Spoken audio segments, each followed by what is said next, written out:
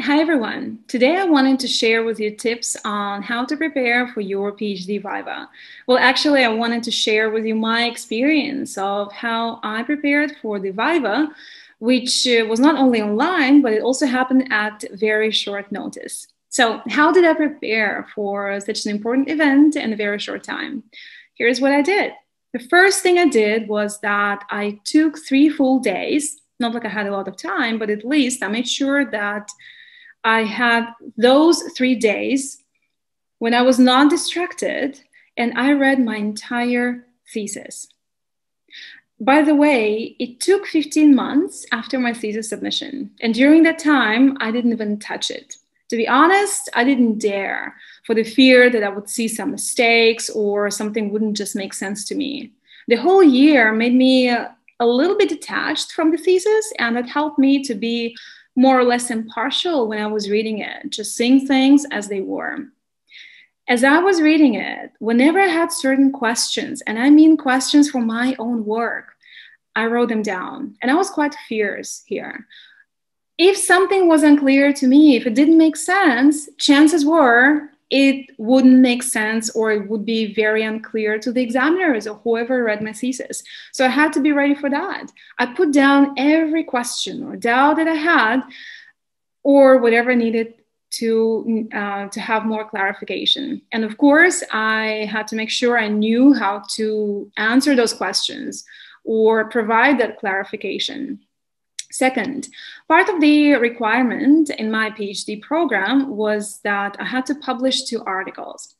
And it took time. It really took time, not only because I had to write them during writing my thesis, but also it took time to publish them. I can't even tell you how many times I submitted and they got rejected, but eventually I published them. But the good thing that came out of this was that most of the time, whenever the article was rejected, I would receive comments. And those comments were very useful. Well, most of those comments were very useful. And because those articles were based on my PhD thesis, the comments that I had received were very much applicable to the thesis itself. So what I did with those comments was that I wrote them down and I made sure how to address them. Because chances were examiners would ask me questions or make comments similar to the ones that I had already received. So it just made my life easier that I was ready for them and I was expecting them. And by the way, during the Viva, I did receive some questions that were pretty much the same as the comments I had received. And that was it. That was it in terms of my presentation, my preparation for the Viva. I took time to read the entire thesis attentively, paying attention to every detail.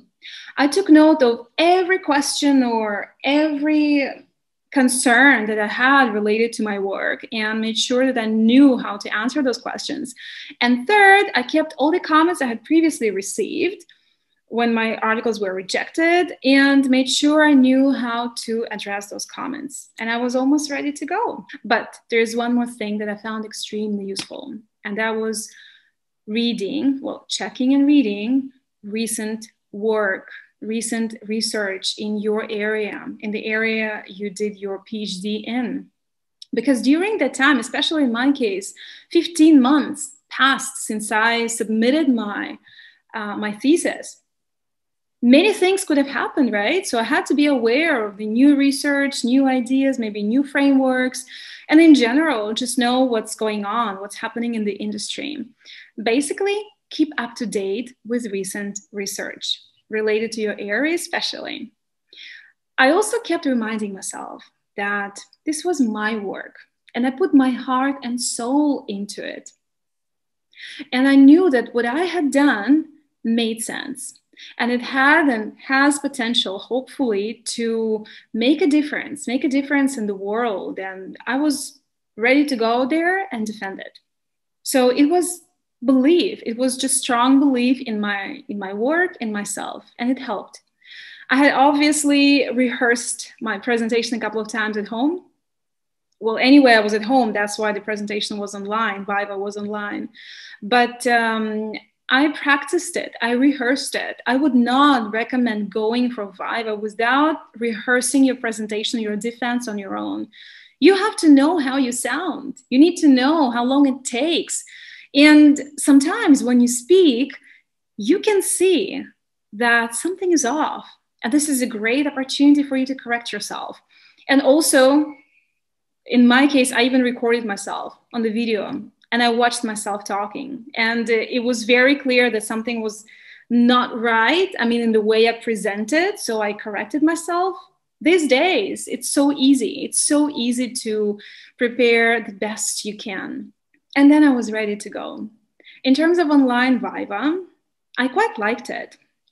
I had my slides ready. I had my notes with me. I was in the comfort of my own room. So it was good. And also, for some reason, the platform where I was presenting my work, it was not Zoom, it was something else.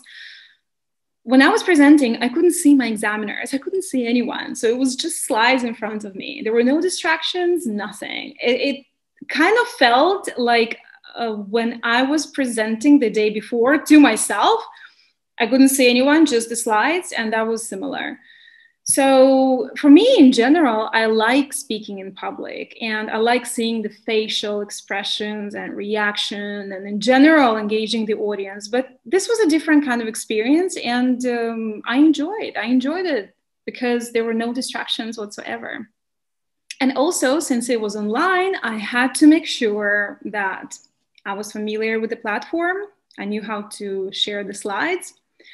And of course, I had to make sure that the internet connection was stable. So those are the technical issues, quite common to be aware of, but still they gave me peace of mind. And what do you know? Most of the questions I received during my Viva were very similar to the questions and comments I had prepared before even going to that Viva. So it matters.